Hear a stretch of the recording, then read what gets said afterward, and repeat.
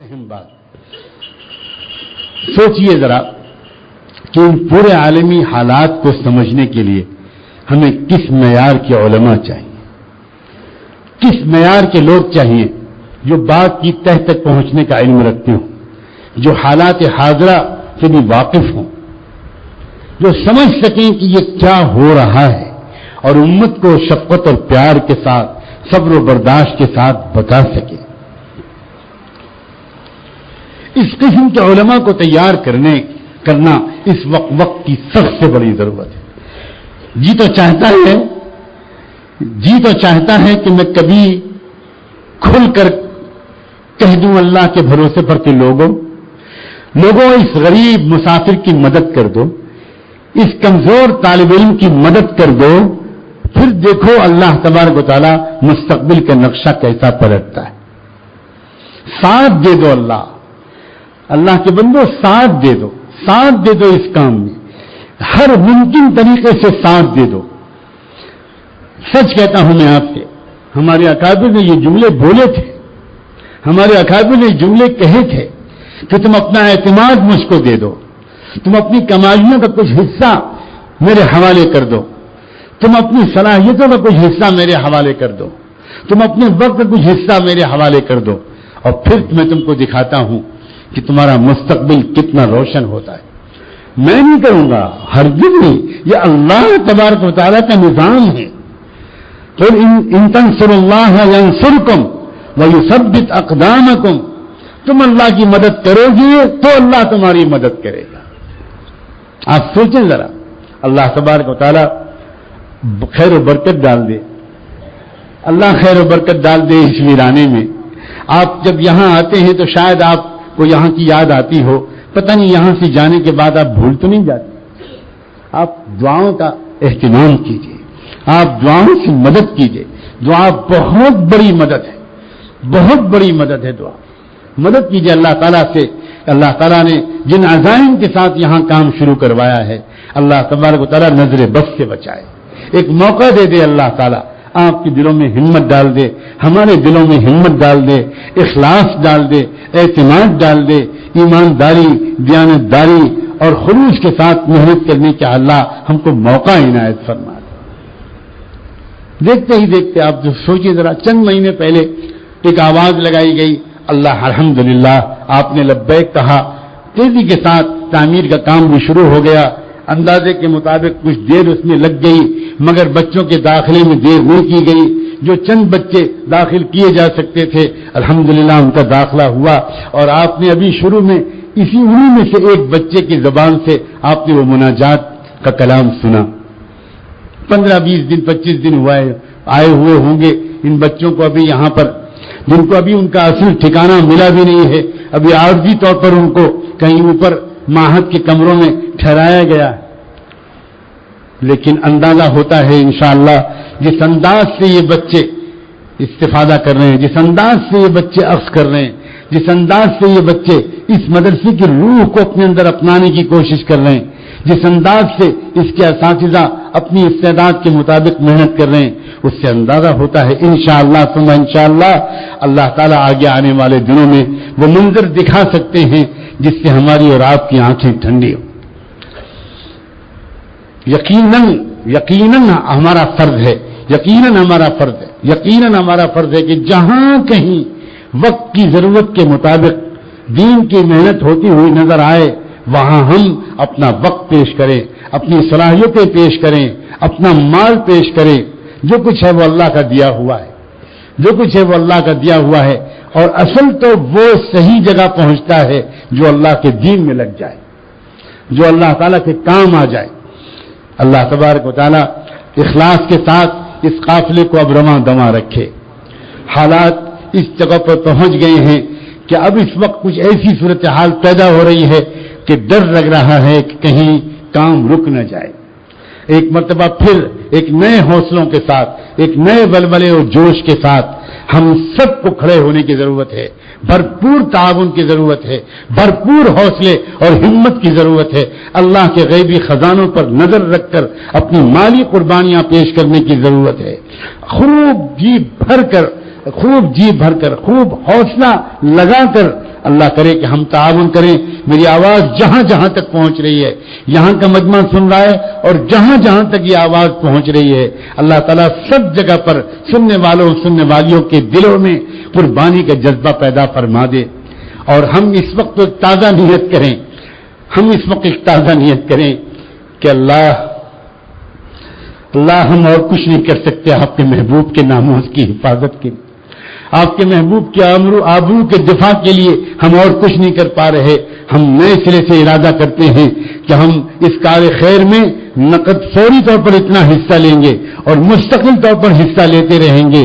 اور اللہ ہم یہ چاہیں گے کہ ہماری اس خدمت کا ثواب جہاں آپ ہماری مغفرت کا باعث بنائیں, وہاں اس کا ثواب سب سے زیادہ سب سے پہلے حضور اکرم صلی اللہ علیہ وآلہ وسلم کی خدمت اقدس میں پہنچا دیں, ان کی خدمت میں, ان کے اہل بیت اور صحابہ کی خدمت میں, صحابیات کی خدمت میں, ازواج مطہرات کی خدمت میں. اور اللہ اگر ان کے دل کو ان خبروں کو سن کر ٹھیس پہنچی, اگر ان تک یہ خبریں پہنچی ہوں کہ دنیا میں اس طرح ان کا مذاق اڑایا جا رہا ہے, دنیا میں ان کے دل کو ٹھیس پہنچتی تھی جب دنیا میں ان کا مذاق اڑایا جاتا تھا دنیاوی زندگی میں, تو اللہ جبریل امین کو تسلی بھرے پیغام کے ساتھ اپنے محبوب کے پاس بھیجتے تھے. لا تک فی ضیق مما یمکرون لا تحزن. اللہ تعالیٰ پیغام بھیجتے تھے, پیارے میرے دلارے محمد, یہ لوگ جو کچھ کہہ رہے ہیں اس کی وجہ سے اپنے دل کو چھوٹا مت کر, اپنے دل کو چھوٹا مت کر. ہم سب جانتے ہیں جو کچھ یہ کہہ رہے ہیں اور جو کچھ ان کے دل چھپائے ہوئے ہم سب جانتے ہیں. انا نعلم ما یسرون وما یکتمون, ہم سب جانتے ہیں. محمد تمہارا مقام ان کی بکواس کی وجہ سے گھٹ نہیں رہا ہے, صبر کرو, معاف کر دو پیارے, معاف کر دو. اللہ اکبر اللہ اکبر اللہ اکبر. اللہ تعالیٰ معاف کرنے کی سفارش فرماتے تھے, ایسے گستاخ لوگوں کو معاف کر دو. اور اللہ کے محبوب اپنے ان بلند اخلاق کی وجہ سے روزانہ معاف کرتے تھے, بار بار معاف کرتے تھے, بار بار معاف کرتے تھے. ایک جملہ کہا تھا گستاخانہ ایک شخص نے, جو مدینے میں سب سے بڑا دشمن تھا, جو دشمنی اندر سے چھپائے ہوئے تھا اور سامنے سے وفاداری ظاہر کرتا تھا. اس نے ایک جملہ بڑے سخت حالات میں جب گرفتار تھے اہل ایمان, تو ان سخت حالات سے حوصلہ پا کر اس نے کہا تھا لَيُخْرِجَنَّ الْأَعَزُّ مِنْهَا الْأَذَلَّ. چند دن کی بات ہے, مدینے پہنچنے کے بعد اس ذلیل ترین انسان کو مدینے کا سب سے معزز انسان نکال کر دکھائے گا. معاذ اللہ معاذ اللہ. اللہ اللہ آپ کے بیان کے ہوئے اس لفظ کے ترجمے پر پکڑ نہ کیجیے گا. اس گستاخ اور خبیث نے اللہ کے محبوب کے لیے لفظ بولا تھا الاذل, دنیا کا سب سے ذلیل انسان, اور اپنے یہ لفظ بولا تھا الاعز, سب سے زیادہ معزز انسان. جانتے ہیں اس کے نتیجے میں کیا ہوا؟ اس گستاخ کا بیٹا جو ایمان والا, سچا ایمان والا تھا, سبحان اللہ, باپ ایسا اور بیٹا ایسا, ننگی تلوار لے کر مدینہ منورہ کے اندر داخل ہونے والے راستے پہ کھڑا ہو گیا. بیٹا کھڑا ہو گیا, اور جب باپ آیا باہر سے اور مدینے میں داخل ہونے لگا, جس کے بارے میں اس نے کہا تھا اپنے چیلوں چاپڑوں سے مدینے پہنچنے تو پھر دیکھنا میں کیا کرتا ہوں, بس بہت ہو گیا, اب محمد کو مدینہ چھوڑنا ہی پڑے گا, میں محمد کو مدینے سے نکال کر رہوں گا. یہ جملہ بیٹے تک کے کان تک پہنچ گیا کہ ابا نے یہ کہا ہے. بیٹے نے کچھ نہیں دیکھا, تلوار لے کر پہنچ گیا, اور راستے میں دروازہ جب مدینے کے داخل ہونے والا تھا وہاں رک گیا اور کہا پہچانتے ہو مجھے؟ ہاں, بیٹے کو نہیں پہچانے کا باپ, کیا بات ہے, آگے قدم مت اٹھانا ورنہ دیکھ رہے ہو تلوار, میں اس تلوار سے تیرے سر کو تن سے جدا کر دوں گا. اور اپنے ساتھیوں سے کہا اس کو گرفتار کر کے باندھ کے رکھو جب تک میرے آقا و مولا رسول اللہ صلی اللہ علیہ وسلم اس ناہنجار کو مدینے میں آنے کی اجازت نہیں دیں گے تب تک یہ مدینے میں نہیں آ سکتا. اللہ اکبر. امید رکھو تاریخ اپنے کو دہرائے گی. جن لوگوں نے یہ حرکتیں کی ہیں انشاءاللہ ان کی آنے والی نسلیں کلمہ پڑھیں گی. ان کی آنے والی نسلیں محمد مصطفیٰ کے ناموس کی حفاظت کریں گی. وہ BBC جو پوری دنیا میں صہیونی پروپیگنڈے کا سب سے بڑا ٹیلی ویژن اور ریڈیو اسٹیشن ہے, وہ BBC کا ڈائریکٹر جنرل کا بیٹا آج سے تقریباً 9 سال پہلے ایمان لا چکا. اور اس کا نام ہے محمد یحییٰ. اس نے جماعت میں 4 مہینے وقت لگایا. اس نے قرآن مجید حفظ کیا. اور یاد رکھنا جب اس یحییٰ کو نوجوان کو میں نے نماز پڑھتے ہوئے دیکھا تو میں نے اللہ سے دعا مانگی اللہ مجھے بھی ایسی نماز نصیب فرما.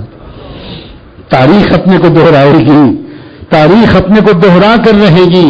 حضور اکرم صلی اللہ علیہ وآلہ وسلم کو ستانے والے, حضور اکرم صلی اللہ علیہ وسلم کی روح کو کرب پہنچانے والوں کی اولادوں نے اس وقت بھی ایمان قبول کیا تھا اور غیروں کو حضور کے دفاع کے لیے کھڑا نہیں ہونا پڑا تھا. انہی کی اولادوں نے اللہ کے رسول کی آبرو کی حفاظت کی تھی. اور اس کے بعد یہ بیٹا آیا اللہ کے رسول کے قدموں میں, کہا اللہ کے رسول میرے علم میں سب آ چکا ہے. میں سن چکا ہوں کہ میرے باپ نے آپ کے ساتھ آپ کے معاملے میں کیا کہا ہے. اللہ کے رسول اگر آپ کی طرف سے مجھ کو سزا ملنے کی اجازت خطرہ نہ ہوتا تو میں آپ سے اجازت مانگنا نہ آتا. میں اس کا سر لے کر آپ کے قدموں پر آتا. لیکن میں جانتا ہوں اگر آپ کی اجازت کے بغیر میں نے یہ کام کر دیا تو ہو سکتا ہے مجھ کو جنت کے بدلے جہنم ملے اور مجھے آپ کی خوشی کے بدلے آپ کا غصہ ملے. اس لیے اے پیارے آقا اجازت دے دیجئے. میں برداشت نہیں کر سکتا کہ میرا باپ آپ کے بارے میں یہ کہے. اجازت دے دیجئے. بنا ہوا ہے میرا باپ, بنا ہوا ہے. میں سر کاٹ کر لا کر آپ کے قدموں پر رکھنا چاہتا ہوں اور یہ دکھانا چاہتا ہوں کہ بیٹا اپنے باپ کا وفادار نہیں, بیٹا اپنے مولا کا وفادار ہے, بیٹا اپنے آقا کا وفادار ہے, بیٹا اپنے رب کا اور اس کے رسول کا وفادار ہے. سلام ہو رحمت دو عالم صلی اللہ علیہ وسلم پر. کیا جواب دیا؟ کہا سنو, اگر میں نے اس کے قتل کی اجازت دی تو یہ پروپیگنڈا کیا جائے گا کہ محمد تو اپنے ساتھیوں کو بھی نہیں بخشتا اور محمد اپنی ذات کے سلسلے کا بدلہ لیتا ہے. پیارے, اللہ نے مجھ کو ایسا بنایا ہے کہ میں زندگی میں کبھی اپنی ذات کے سلسلے میں بدلہ نہیں لوں گا. میں کبھی کسی پر ناراض اپنی ذات کے سلسلے میں نہیں ہوں گا. صلاۃ و سلام ہو محمد الرسول اللہ. کہا بیٹا جاؤ اس کو کھول دو, رہا کر دو, آزاد کر دو, جہاں جی چاہے جائے. سنو اس گستاخی کرنے والے کے ساتھ رحمت دو عالم نے اور آگے چل کر کیا معاملہ کیا. اس گستاخی کرنے والے کا جب چند سال کے بعد انتقال ہونے لگا, جب موت کا وقت قریب آیا تو مختلف مصلحتوں کے تحت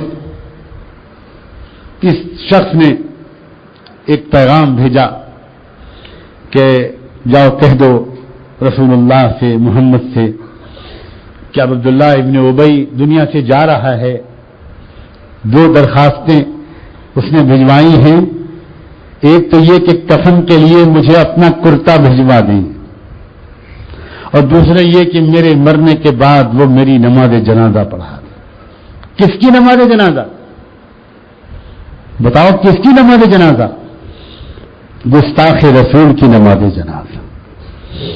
سب سے بڑھ کر اللہ کے رسول کی شان میں گستاخی کرنے والے کی نماز جنازہ. یہ گستاخ اتنا سچا گستاخ تھا اور اس کی گستاخی کی خبر اتنی سچی پکی تھی کہ وہ روزنامہ اخباروں میں نہیں چھپی، اخباروں کے ذریعے ہم تک نہیں پہنچی، بلکہ اس گستاخی کی خبر ہم کو قرآن مجید تک پہنچی ہے اور قرآن کا کوئی حرف جھوٹا نہیں ہو سکتا۔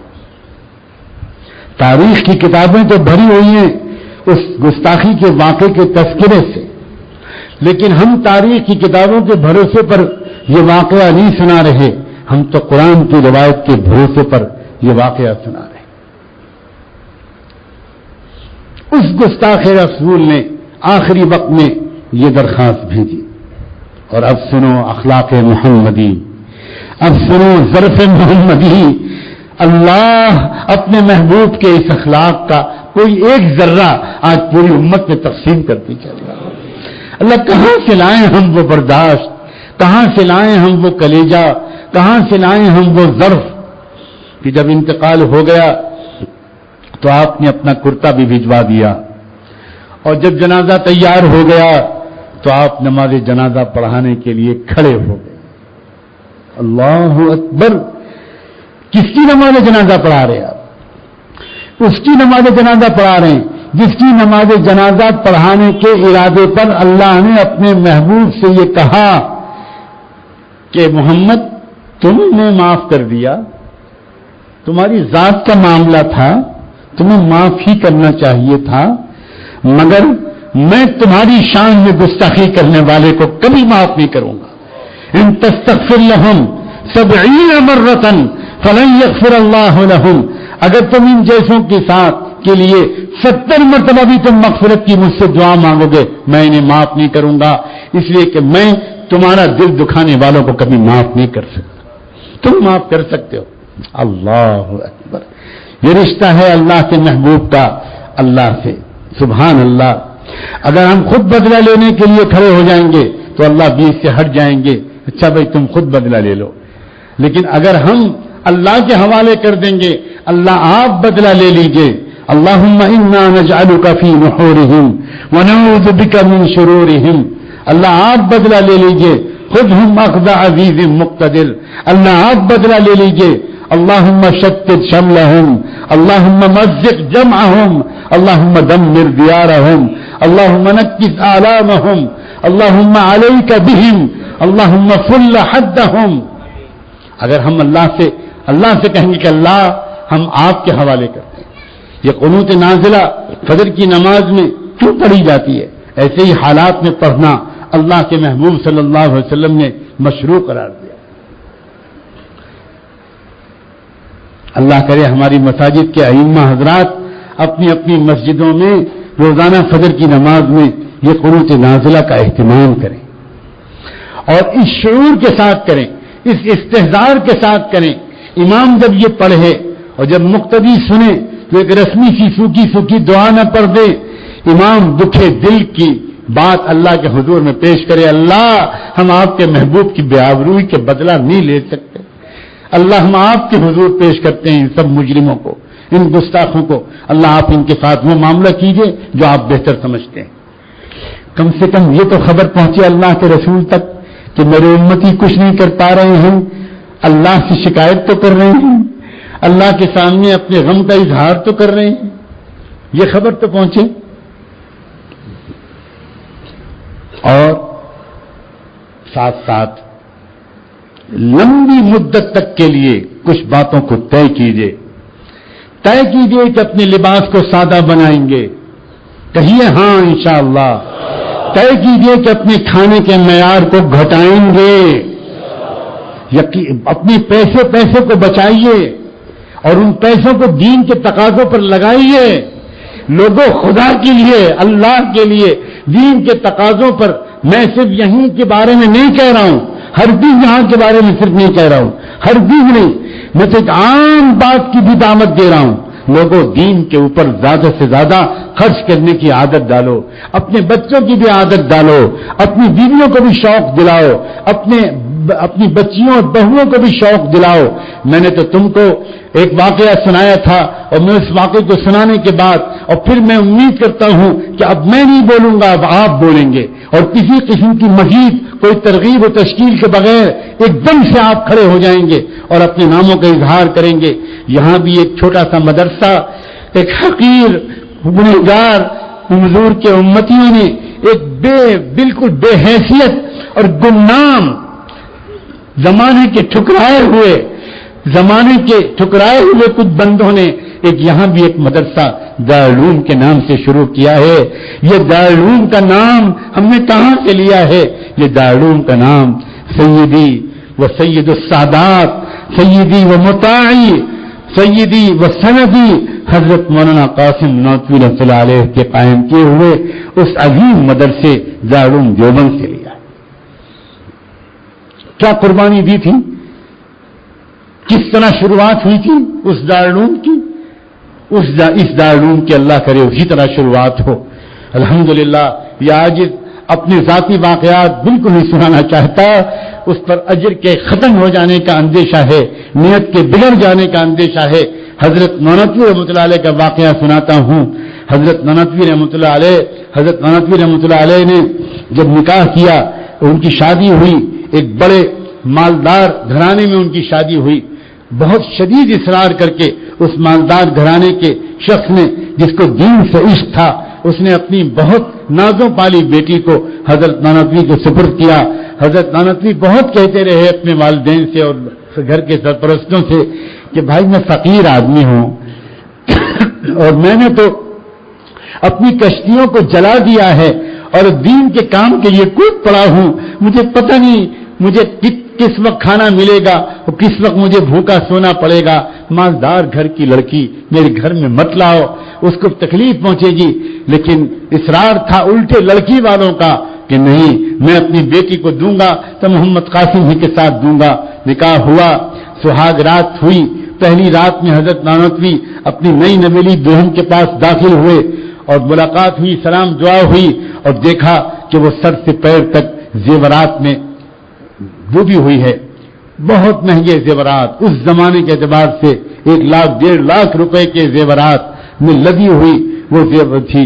اس حضرت نانوتوی کے دل میں ایک دم سے کچھ خیال آیا اور انہوں نے آگے بڑھنے سے پہلے اپنی اس نئی نویلی دلہن سے کچھ بات کی اور کہا کہ مجھے یہ پتا چلا ہے کہ تمہارے اندر دینی جذبات ہیں اور انہی دینی جذبات کی وجہ سے تم بھی راضی ہوئی ہو. تمہارے ماں باپ نے اصرار کر کے مجھ فقیر کے ساتھ تمہارا نکاح کر دیا ہے.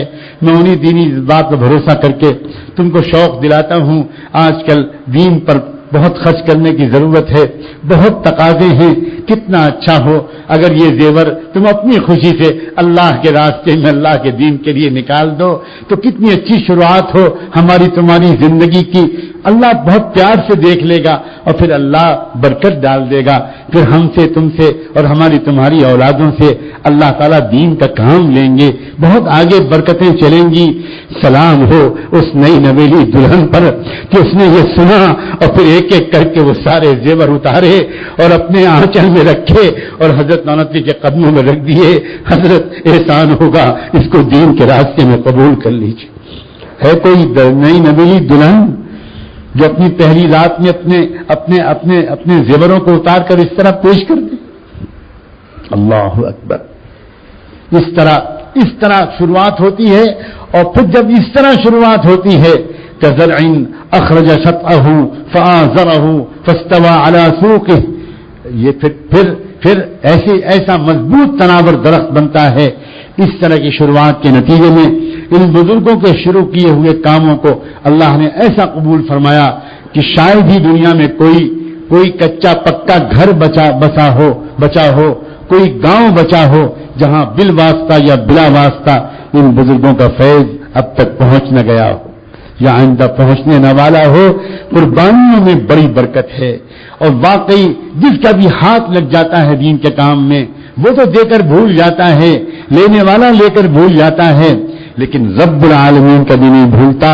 وہ ریکارڈ میں لکھ لیتا ہے اور پھر اس کے نتیجے میں دنیا اور آخرت میں برکتیں نصیب ہوتی ہیں. اللہ تبارک و تعالیٰ آج کی اس مجلس کو قبول فرمائے. اس قافلے کو اب سے جس رفتار سے یہ اب تک آگے بڑھ رہا ہے اس سے بھی زیادہ تیز رفتار کے ساتھ یہ آگے بڑھائے. میرا جی چاہتا ہے کہ درمیان میں کسی وقفے کے بغیر آپ حضرات اب اپنے جذبات کا اظہار فرمائیں. یہ موضوع چھڑ گیا ہے تو انہی نیتوں کے حوالے سے، جن نیتوں کے حوالے سے میں نے ابھی بات کی ہے، اب اپنے جذبات کا اظہار فرمائیں. تعمیری کام رکنے نہ پائے. اب یہ تقریباً رکنے کی منزل میں ہے. مجھے یقین ہے انشاءاللہ یہ رکے گا نہیں، اور آپ ہی کے ذریعے سے انشاءاللہ یہ آگے بڑھے گا. اور ایک مثال اور قائم ہوگی کہ کسی سرمایہ دار کے پاس جانے کی ضرورت نہیں پڑی. امت کے عام لوگ جو محتاج بن کر سیکھنے کے ارادے سے اپنی اصلاح کے لیے آتے ہیں، وہی معمولی حیثیت کے لوگ اپنے تعاون کے ذریعے سے اس ادارے کو آگے بڑھا رہے ہیں. اللہ تبارک و تعالیٰ قبول فرمائے اور پوری زندگی میں ہم کو بخل سے بچاتے ہوئے جان اور مال کھپا دینے کی توفیق عطا فرمائے. اللہ جزاکم اللہ. اسی طرح جلدی شروع کریں تاکہ کم وقت میں زیادہ کام